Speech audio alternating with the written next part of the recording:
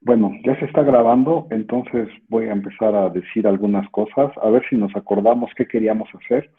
Este, Estábamos tratando de probar este teorema de Levi que decía que, bueno, que dice que si tienes un espacio de medida y una sucesión, donde cada uno de los miembros de la sucesión es integrable y esta sucesión es no decreciente en casi todas partes, entonces, bueno, y las integrales, perdón, no se van a infinito, entonces si defines la función como el límite, la función límite, entonces esta es integrable y su integral es esta, ¿no? Y habíamos hecho un montón de cosas que ya creo que no son importantes decir en este momento, pero voy a tratar de hacer un resumen. Habíamos definido un E en donde la función estaba, bueno, era medible con nulo este E, y esa función estaba definida en todo ese E, o sea, está definida en casi todas partes como el límite, y nuestro objetivo era probar que la función restringida a este E estaba en uno, y eso nos iba a decir que, en particular, que la función es integrable. Bueno, y entonces ese era nuestro objetivo, y entonces acuérdense que para que una función esté en U, habíamos probado una equivalencia de que tenía que cumplir tres propiedades, de las cuales ya habíamos probado la uno, la 2 y estábamos en la 3, ¿no? Y la 3 era que cuando te tomabas una simple más chiquita que la f, entonces, si tú te tomabas las integrales de este tipo de g, entonces estas estaban acotadas, es decir, su supremo era un número finito, ¿no? Y entonces, un número real, un número finito sería raro, pero bueno, y entonces, a ver, voy a tratar de recordar, vamos a concentrarnos en esta 3 para terminar el día de hoy. ¿Qué ya habíamos hecho? Habíamos definido este h, que eran los puntos donde la g es distinto de cero, y habíamos observado que tiene medida finita, y además también habíamos observado que la g es una función acotada, ¿no? Porque la g es simple y en particular pues es una función acotada. Habíamos definido estos gn, que son los puntos en donde la diferencia entre G y Fn es, pues digamos, grande con respecto a la epsilon que nos habíamos tomado desde el principio. Probamos que esos Gn eran medibles, que era una sucesión no creciente, y entonces considerábamos la intersección, y habíamos dicho que la intersección estaba contenida en este conjunto, que era un conjunto de medida cero, ¿no? Porque es exactamente donde no se cumple esta igualdad, entonces es un conjunto de medida cero, y de ahí sacábamos que la intersección tiene medida cero, y como los Gs eran una sucesión no creciente, y bueno, entonces y además todos tienen medida finita, porque el primero tiene medida finita, entonces habíamos dicho, bueno, el G, la intersección, perdón, tiene medida cero, ¿no? Eso es lo que habíamos observado con esta contención, y luego dices, pero es una sucesión de este estilo, una sucesión anidada de este estilo, y entonces el límite en realidad es el ínfimo, ¿no? Y entonces, como el límite es el ínfimo y este es cero, entonces dices, pues eventualmente se van a meter, bueno, las medidas de estos conjuntos tienen que ir haciéndose chiquitas, y bueno, chiquitas tanto como yo quiera, ¿qué tanto? Pues menos que la epsilon que me tomé al principio, ¿no? Y ahí nos habíamos quedado. Espero que no haya ninguna duda o pregunta acerca de eso, solo estoy haciendo un resumen. Y entonces decimos, pues ya, hemos encontrado uno de los Gs que tiene medida chiquita, ¿no? Menor que epsilon. Y entonces ahora sí vamos a tratar de decir lo que queremos decir, ¿no? Y entonces, a ver, lo que quiero probar es lo siguiente. Lo voy a escribir aquí y espero que se entienda lo que quiero hacer, y entonces empezamos. Entonces, tenemos que lo siguiente, o no, más bien debería de ser afirmamos, ¿no? Yo creo que es una mejor palabra, entonces vamos a decir, afirmamos lo siguiente, que G restringida en E es menor o igual que Fn, que N, esta N que nos asegura que esta medida es chiquita, esta N, pues, más, y voy a poner aquí unas cosas, más la m por la función característica del Gn más epsilon por la función característica de h. Y aquí a lo mejor debería yo de poner, porque estoy restringiendo todas a e, aquí debo poner restringido a e, restringido a e y restringido a e. Acuérdense que todas estas funciones pues existen en algún lugar, o sea, tienen dominio a lo mejor más grande que e, pero solo quiero hacer esta demostración para e, ¿no? Voy a poner aquí una nota que me parece importante en este momento. En realidad lo que estoy diciendo ahí en azul es que G es menor o igual casi en todas partes que Fn más la m por la función característica de la Gn más epsilon por la función característica del h, ¿no? Porque acuérdense que el E es un conjunto con nulo y entonces, pues, entonces eso nos dice que en casi todas partes se cumple esta desigualdad, ¿no? Son la misma cosa, nada más lo estoy diciendo de manera distinta. Y entonces, para probar esa afirmación, pues, a ver, uno diría, pues, a ver, para probar esa afirmación, ¿no? Vamos a empezar y ponemos aquí razón, ¿no? Como ponen mis ayudantes. Y entonces, a ver, pues uno empezaría diciendo, pues toma un punto X en E, ¿no? Y vamos a ver qué pasa. Y entonces la prueba se divide en varios casos. Bueno, no en varios, en dos. Caso 1. Caso 1. El primer caso es que X no esté en H, ¿no? Y entonces uno recuerda quién era H. Ah, pues H era donde la función G vale distinto de cero. Entonces, si no está en H, lo que uno puede concluir en este momento es que G de X es cero, ¿no? Entonces, lo voy a poner aquí. Cero es G de X. Y entonces dices, ah, pues ya acabé. ¿Por qué? Porque esto es menor o igual siempre que Fn de X. Acuérdense que para los puntos en E, las funciones, todas las Fn's para puntos en E, son mayores o iguales que cero, ¿no? Porque, pues, porque, bueno, sí, porque estamos en el caso de que F0 era la constante cero y esta es una asociación creciente, entonces este es un número más grande que cero. Y luego dices, ah, bueno, pues, ¿qué pasa con la siguiente, no? La siguiente es esta. Y dices, ay, pues, esta función depende de si X está en Gn o X no está en Gn, vale 0 o 1, ¿no? Entonces, bueno, ya toda junta pues vale m o 0, dependiendo de si x está en Gn o no. Pero en realidad no importa, porque como m es un número positivo, lo voy a poner así y espero que nadie se moleste conmigo. El segundo número pues vale 0 o m, pero no importa en qué caso estés, pues sigue siendo un número positivo y entonces sigue conservando la igualdad. Y luego, como x no está en h, pues esta función vale, como x no está en h, esto vale 0, ¿no? Más 0.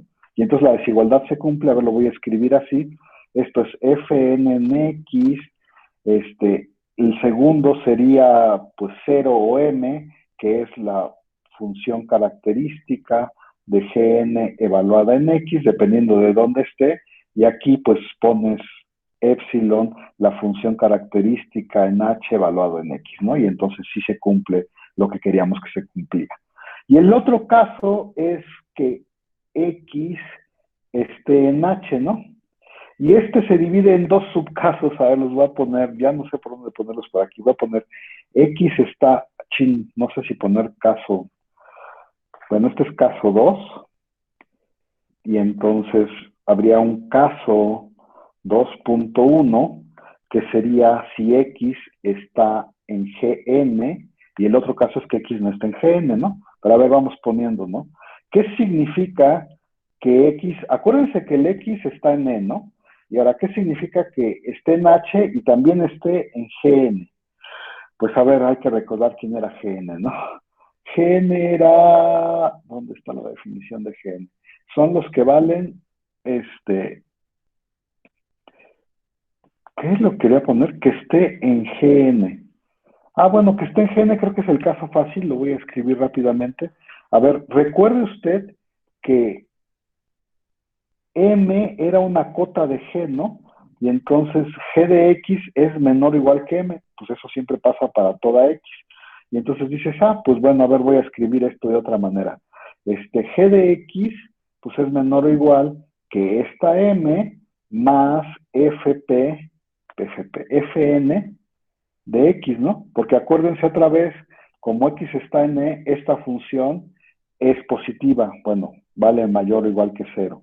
Y entonces se lo puedo agregar sin ningún problema. Y luego dirías, ah, pues ya tengo, fíjense que ya tengo estos dos, ¿no? Este de aquí, y como X sí está en GN, este es uno, ¿no? Y entonces ya tengo este de aquí y este de aquí, ya tengo esos dos. Y me falta este, ¿no? Pero X sí está en H en este caso, y entonces esto valdría epsilon, entonces dices, ah, pues aquí le puedo sumar epsilon, ¿no? A ver, lo único que estoy diciendo es, como esta es cierta, pues la de abajo es cierta porque estos dos son números más grandes que cero. Pero luego ya uno observa, ah, pero esto es lo mismo que pues fn de x más la función m, la función característica de gn, hay Gn mayúscula, evaluada en X, como X sí está en G, esto vale 1, y luego pues más epsilon por la función característica de H evaluada en X, y entonces también en ese caso se vale. Y para terminar voy a poner aquí el caso 2.2, que es que X no esté en Gn. ¿Y ahora qué significa que X no esté en Gn? Y ahora sí, nos vamos a Gn y dices, ah, pues acuérdate que Gn eran los que era más grande, pero como no está aquí, pues entonces esta diferencia tiene que ser más chiquita que epsilon, y eso es lo que voy a escribir acá, ¿no? Entonces, como X está en Gn, yo sé que G de X,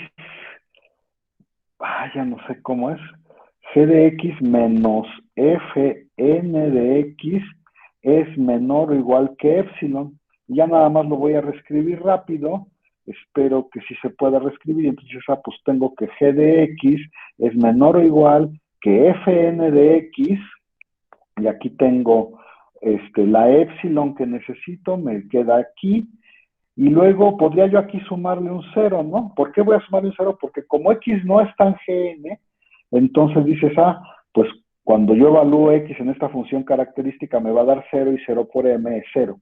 Y entonces dices, ah, pues ya nomás escribes el de acá, y espero que no se enojen mucho conmigo si lo pongo acá abajito. Este último es igual a Fn de X más M por la función característica de Gn evaluado en X, que ya dije que ese es el cero, más epsilon por la función característica de H evaluado en X, que es que en este caso es epsilon porque es 1, esta de aquí es 1. ¿Alguna pregunta o duda de esto que acabo de decir, jóvenes? Porque si no, déjame quitar esto para ver el chat, pero no hay nada en el chat. Y entonces Yo, dices, sí. pues ya acabé, ¿no? Entonces lo que Profe, estamos diciendo en este momento es que esta afirmación es cierta. Y si esa afirmación es cierta, pues ya terminaron, ya nomás hay que hacer un poco de observaciones. Espero que me las, que me las crean aquí. A ver, voy a decirlas rápido aquí, luego me paso a la siguiente página, ¿va? Entonces dices, ah, pues si esto es cierto, yo puedo integrar de este lado e integrar de este lado, y la desigualdad se sigue conservando. Profe, Pero bueno, como esta es una suma, pues puedo integrar cada uno de estos, y todo se sigue conservando. Y esa es la observación que voy a hacer en la siguiente página, ¿no? Y entonces, a ver, lo voy a escribir en la siguiente página. Entonces, por lo tanto, y le voy a escribir lo que dije allá, la integral de G restringida a E es menor o igual que la integral de Fn restringida a E más la integral de M por la función característica de Gn restringida a E más epsilon por la función característica de H restringida. Eso es lo que dije a la vez pasada. Y entonces aquí vamos a hacer una pequeña observación otra vez para poner ya, para poder concluir. La observación es la siguiente. Como E es un conjunto conulo, entonces por alguna cosa que vimos anteriormente, uno dice, ah, pues si dos funciones coinciden en un conjunto conulo, bueno, si una es integrable, la otra es integrable, y entonces, y la integral es exactamente la misma. Lo que quiero decir en este momento es que uno dice, ay, no seas payaso, te puedes olvidar de E y decir, ah, pues entonces tenemos que la integral de G, ah, bueno, por cierto, recuerden que todas estas son integrables, ¿eh? Porque acuérdense que G era simple, Fn era una función que era integrable, esta es una función simple y esta es una función simple, entonces, si yo les quitara restringido a E, todas esas serían integrables. Pero eso me dice entonces que todas estas con la E son integrables, y lo que yo quiero decir, ya lo voy a escribir porque creo que ya lo estoy justificando demasiado y creo que es muy claro. Esto nos dice que pues, estos dos números son el mismo, de hecho, y entonces la desigualdad se conserva y todas son integrables, y entonces puedo hacer esto y olvidarme de la G, y entonces ya casi terminamos porque dices, ah, bueno, ¿por qué estoy haciendo todo esto? Porque estas dos yo sí las sé integrar, son funciones simples, ¿no? Y entonces digo, ah, pues en realidad lo que estoy diciendo es que la integral de G es menor o igual que la integral de Fn, y estas dos, como sí las sé integrar, pues voy a poner su integral, ¿no? Es m por la medida de Gn, esa es la integral, chin, esta es la integral, y la otra integral es epsilon por la medida de h. Y ya acabé porque entonces, si se acuerdan, este fue escogido de tal manera que fuera menor que epsilon, y entonces voy a usar eso para decir que entonces esto es menor o igual que la integral de Fn. Aquí lo cambio por epsilon y lo puedo factorizar, y entonces voy a ponerlo aquí ya factorizado, espero que no les cause ningún problema. Es epsilon por m más, por m, le quiero poner la m bonita porque si no luego se confunde uno, más la medida de h, ¿no? Y entonces dices, ah, pues ya que observaste todo esto, dices, ah, ¿te acuerdas? A ver, vamos a recordar un par de cosas. M era un número fijo que acotaba a la G. Este era un número fijo infinito, porque acuérdense que probamos que H era medible y tenía medida finita. Entonces dices, ah, pues yo puedo hacer tan chiquito esto como yo quiera, ¿no? Y entonces ya puedo concluir, espero que todo el mundo lo diga, esto es menor o igual que G, y entonces, pues como como la epsilon era arbitraria, y la puedo hacer más tan chiquita como yo quiera, entonces puedo concluir que esto es menor que la integral de Fn, ¿no? Y bueno, uno recuerda, y espero que se acuerden, esta es menor o igual que el que habíamos llamado C. C era el supremo de las integrales de las f's n, perdón, o sea, bueno, si quieren lo pongo, ¿no? Mejor sale más económico escribirlo que, ¿cómo se llama? Que tratar de explicarlo. Ese era nuestro C, y entonces, ¿qué acabamos de probar? Ah, pues acabamos de probar que la integral de G es menor o igual que esta C, que era un número finito, ¿no? Esa era una de nuestras hipótesis del teorema. Este era un número finito, ¿sí?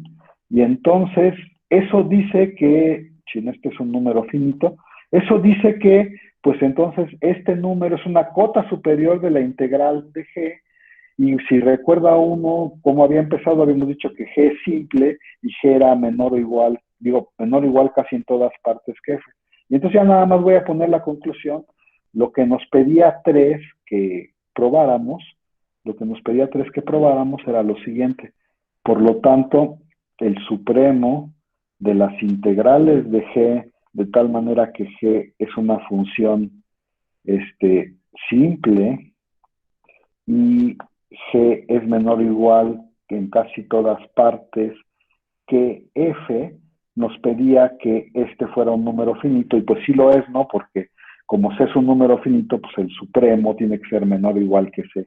bueno, lo voy a poner así mejor para que este es menor o igual que C y este es un número finito, es un número real, perdón, y entonces eso nos prueba que 3. Y entonces, por lo tanto, bueno, ya voy a poner aquí una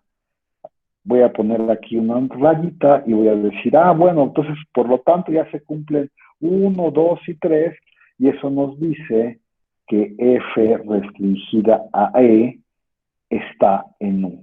O en otras palabras, F es integrable, ¿no?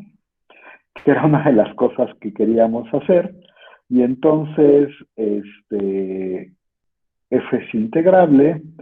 Ajá. Y entonces, a ver, F es integrable. Y luego, ¿qué quería yo hacer? Ya no me acuerdo. Y bueno, ¿qué queremos así? Pero bueno, sí, lo puse así medio raro. Déjenme ponerlo bien, porque si no, me van a decir de cosas. Eso significa que F restringido a E es integrable, ¿no? Perdón, y ahora sí. Y bueno, uno dice, bueno, pero pues recuerde usted que E era un conjunto con nulo, es decir, F y F restringida a E son iguales casi en todas partes, y entonces si esto es integrable, por una cosa que demostramos anteriormente, pues sí, ahora sí tenemos que F es integrable, que es una de las cosas que nos decía nuestro teorema. Y la otra cosa que nos dice nuestro teorema para terminar es que hay que decir cuánto vale la integral, ¿no? Y entonces, pues a ver, vamos a hacer esta parte, ¿no? Este, acuérdense que, bueno, no sé cómo decirlo, voy a decirlo así, por teorema anterior, por resultado anterior. ¿Recuerdan ustedes que cuando probamos que cuando f estaba en u, cómo se calculaba la integral y decíamos, pues solo tienes que tomarte algo que le converja por abajo y con eso es suficiente para calcular la u?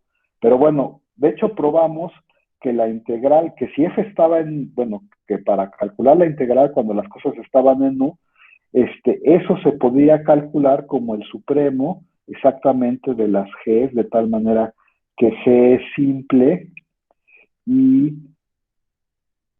y, G, y G es menor o igual casi en todas partes que F, ¿no? Esa era una manera de calcular F. Y esto es menor o igual que C, ¿no? Que ya no voy a decir quién es C, era el supremo, y entonces ahí tengo una igualdad, una desigualdad.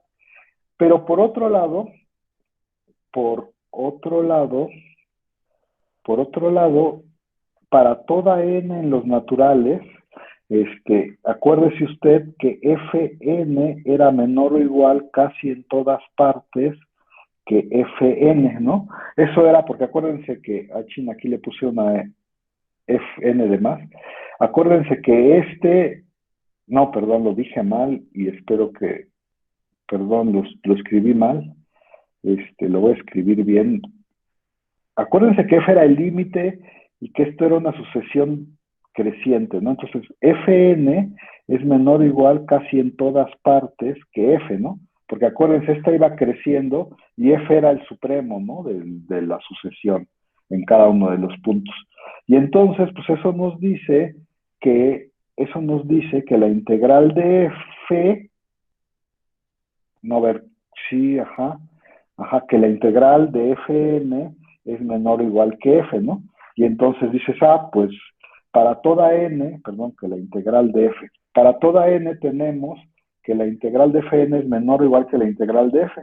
Y entonces dices, pues si esto se cumple, entonces esta es una cota superior de todos estos números, y entonces ahora sí ya concluimos, por lo tanto, el supremo de las n's en los naturales, de las integrales de las fn's, es menor o igual que la integral de f, ¿no?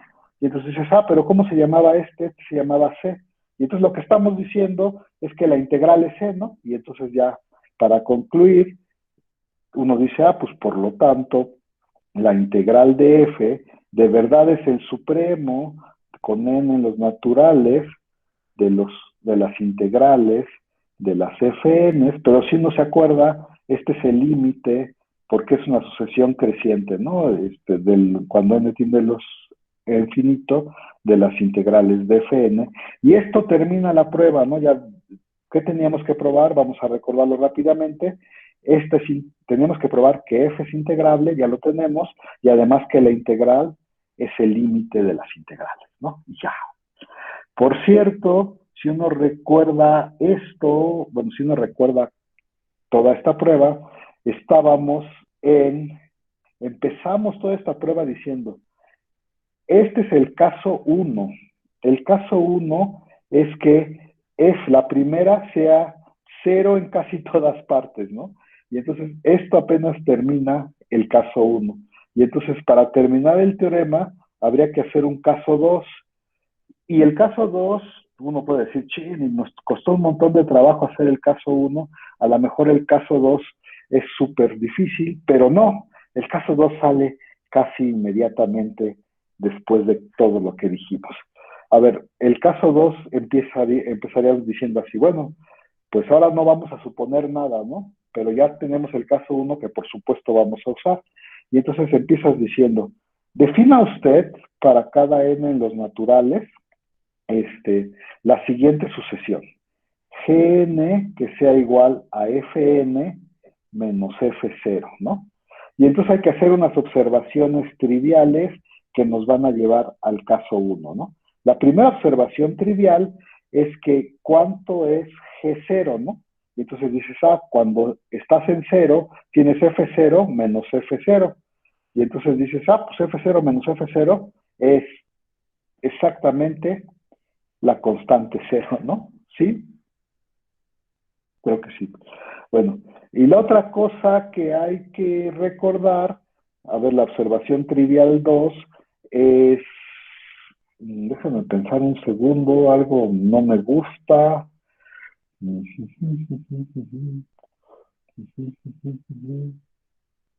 Bueno, sí, creo que eso está bien.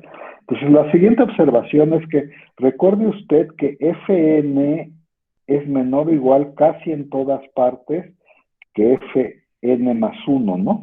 Eso es lo que tenemos casi en todas partes, que Fn más 1, porque la asociación era creciente.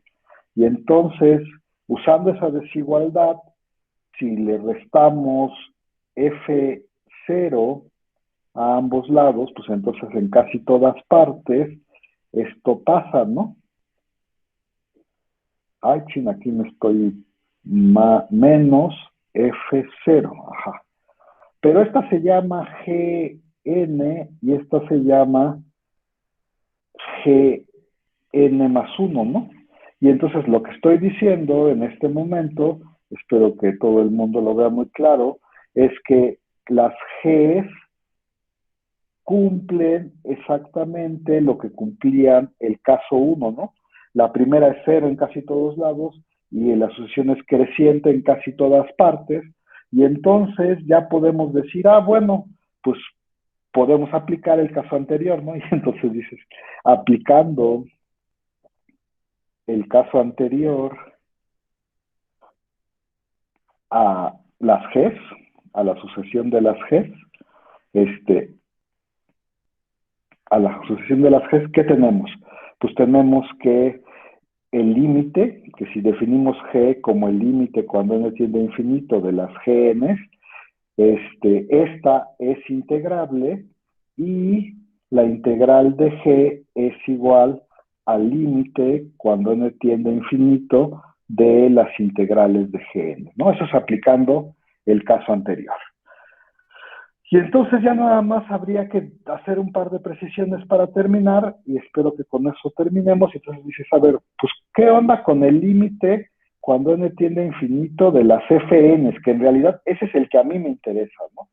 Y esto es igual, casi en todas partes, a el límite cuando n tiende a infinito, y uno puede decir, pues a ver, de aquí, de esta desigualdad, de esta igualdad, perdón, yo despejo el Fn, y entonces lo voy a escribir mejor como Gn más F0, ¿no? Yo tendría que poner algo así, ¿no? Y luego dices, pero bueno, casi en todas partes, acuérdense que como esta sucesión es creciente casi en todas partes, Entonces, esto se cumple casi en todas partes, ¿no? Es donde de veras podemos hacer estas cosas. Y entonces, a ver, decimos, bueno, y decimos, bueno, pues ya por, por propiedades de límites, podría yo decir, bueno, pues fíjate que el límite de la suma es la suma de los límites siempre y cuando ambos existan. Y entonces dices, pues esto lo puedo cambiar por el límite cuando n tiende a infinito de gn. Y luego yo debería de poner formalmente aquí más el límite, perdón, formalmente yo tendría que poner algo así como más el límite cuando n tiende a infinito de f0. Pero como f0 es una constante con respecto a la n, por supuesto, entonces no sé si se molesten mucho conmigo, si nomás digo, pues me queda f0, o sea, puedo separar los límites, sacar los límites y decir, bueno, pero entonces sacando límites, esto es igual casi en todas partes. El límite de las gn, pues se llama g, ¿no? Y pues se llama f0, y entonces ya acabamos, porque, ¿por qué? Porque esta función que es el límite, que por cierto, esta función es la que sería, es la que se llama f, por cierto, así se llama f. Esta función que es el límite, se puede escribir, bueno, que es casi en todas partes es igual a estas dos. Y recuerde usted que estas dos son integrables. Y entonces, como esta es integrable, porque lo tengo aquí escrito arriba, y esta es integrable porque esa era una de mis hipótesis, entonces puedo escribir esta función, que es la que a mí me interesa, como la suma de dos integrables, casi en todas partes, ¿no? Pero acuérdense que ya dijimos que en caso de integral, pues eso no importa. Y entonces ya podemos decir, pues bueno, pues entonces esta función es integrable, ¿no? A ver, lo voy a escribir así. Por lo tanto, f, que es el límite cuando n tiende a infinito de las fn, es integrable, ¿no? La que yo podría decir que es integrable, sí es esta límite, pero así se llama la f. Entonces esa es integrable. Y luego lo que otro que tengo que hacer es calcular su integral, ¿no? Pero pues dices, bueno, pues como esta de este lado es igual a esta en casi todas partes, entonces cuando integro yo de este lado, da lo mismo, y entonces voy a escribir eso, y entonces dices, bueno, a ver, ¿quién es la integral de f, no? Pues lo pongo aquí. La integral de f, que es la integral del límite, lo voy a poner así nada más para más claridad, es igual a la integral de g más la integral de f0, de una vez lo voy a poner así. Ya no sé qué estoy haciendo, déjenme pensarlo un segundo. ¿Qué tengo que probar?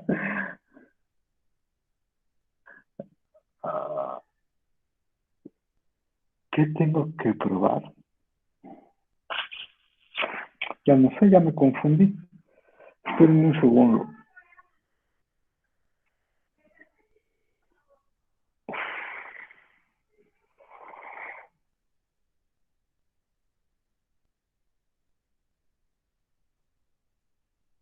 Ya no sé qué quiero.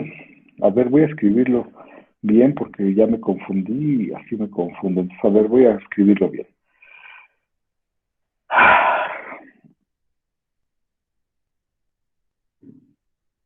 Sí, a ver, sí, así está bien. A ver, lo voy a escribir rápidamente. La integral de g más f0 es igual que la integral del límite.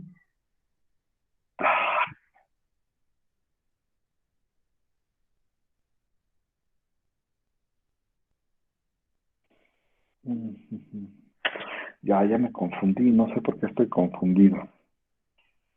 A ver, esto es igual a la integral de g más la integral de f0, ¿no? Eso sí es cierto. Pero la integral de g, por lo que dice acá arriba, es el límite, lo estoy escribiendo, es el límite cuando n tiende a infinito de las integrales de g. Ya, y aquí más la integral de f0. Y a ver, formalmente lo que estoy haciendo, si quieren pongo unos paréntesis aquí para que se vea más claro, estoy diciendo, pues la integral del primero es esto y la integral del segundo es esto. Pero acuérdense que como esta es una constante, bueno, voy a hacer aquí un truco que espero que no les cause mucho problema. pues esto lo puedo ya yo escribir como el límite cuando n tiende a infinito de la integral de gn más el límite cuando n tiende a infinito de la integral de f0, ¿no? Con la asociación constante de la integral de f0.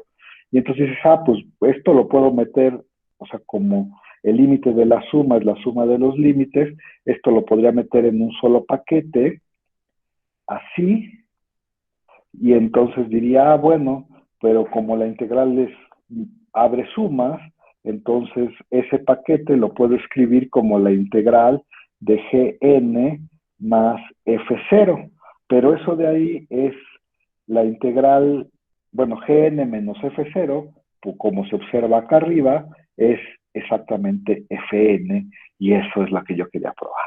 Y ya terminé. Entonces sí me salió. Ya me había yo preocupado por qué estaba yo haciendo. Y entonces, pero me faltó aquí decir que, creo que me faltó un renglón, porque bueno, a ver, lo voy a poner acá abajo. La integral de f, que es la que yo quiero calcular, es la integral del límite cuando n tiende a infinito de las fn. Sin eso me faltó, debía haber empezado con este parafito que es la integral de g más f0. Y bueno, si uno ya agarra desde acá arriba, dice, pues eso es el límite cuando n tiende a infinito de la integral de fn, que era lo que yo quería probar, ¿no? En realidad estoy diciendo que este es igual a este, y ya, eso terminaría la prueba del teorema. ¿Cómo ven, jóvenes? ¿Los confundí mucho o todo quedó muy claro? ¿Sí me oye? Sí, sí te oigo. Ah, ya. Sí, bien veloz, bien veloz. Es que hace rato que preguntó que si teníamos dudas, dije que yo y creo que no me escuchó. Híjole, hace rato sí no te escuché, la verdad. Bueno, Chin, perdón, te confundí en algún lugar. Es que me solamente en uno de los casos para probar que un X no está en G sub n. O A sea, ver, me confundí perdón, con dímelo otra la... vez porque no te entendí. Es que... Ay, a ver, para probar la afirmación de que para un natural, G restringida a él con nulo, menor o igual a la suma de las otras funciones. Aquí, Ajá. ajá, Pero en la parte donde, bueno, en el caso 2 en el caso 2, ajá, acá, cuando X no está en GDN, ajá. solo tenía la duda de por qué, o sea, bajo la definición de GN no habíamos considerado el supremo de FDN, es porque la N ya es fija, ¿no? Sí, va a haber, no, pero, bueno, a ver, GN es un conjunto que definimos acá arriba. O sea, para todos los números naturales definimos cuáles son, quién es GN, pues son todos los X's, que esta diferencia es más Ah, grande que ya. epsilon, ¿no? Es que me Y confundí con entonces, la intersección que está ahí abajo, pero... sí, pero no, es este conjunto. Ajá, Y lo que, bueno, ese conjunto para esta N fija, ¿no? Es sí. que fijamos esa N. Pero como es ese conjunto, si X no está en GN, entonces, pues bueno, acuérdate, China, aquí de hecho, en realidad, aquí que debería ser un menor estricto, ¿no? Ujú. Porque el otro está definido con menor o igual. Entonces, si quieres, aquí le cambio a menor estricto, nada más para que quede bien. Pero, sí me expliqué, no Sí, sé si sí, ya ya contesté quedó. tu duda. Y bueno, ya nomás, pues aquí hice las cuentas, ¿no? Que tenía que hacer. No sé si esa era tu duda, Angélica, si eso era Sí, toda tu duda. ya. Pero sí, no es la intersección, o sea, de hecho, todo este relajo que hicimos acá arriba es para decir, yo puedo agarrarme un GN que valga, que su medida sea chiquita, ¿no? Todo el relajo es para que la medida de este sea chiquita. ¿Y por qué quiero que la medida sea esta chiquita? Pues para acotar la integral, ¿no? Como lo hicimos, ahí ya no sé dónde, como lo hicimos acá, ¿no? O sea, con la medida de GN. Híjole, perdón, pero es que sí se me fue y no, y Emiliano dice que háganos caso y no les hice caso. Es que no los escuché y no sé por qué. Este, ¿Qué onda? ¿Alguna otra pregunta o sí me fui muy rápido?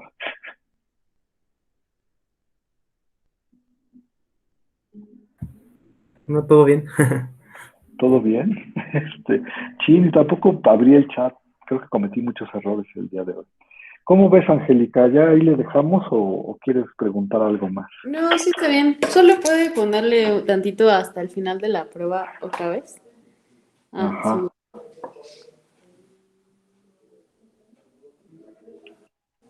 Ya, gracias.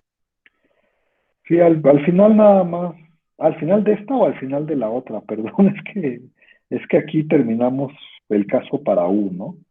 Y luego viene el caso, pero en el caso cuando F0 es, ¿cómo se dice? Es casi en todas partes igual a cero y luego está el otro caso. Pero no sé cuál me decías. Tú dime y yo le pongo. Justo ahí, pero ya acabamos todo el teorema, ¿no? Eso Sí, faltaba sí, ver nada más. sí, sí. Chin, perdón, ya me sentí mal. Bueno, ya voy a dejar de grabar. Este,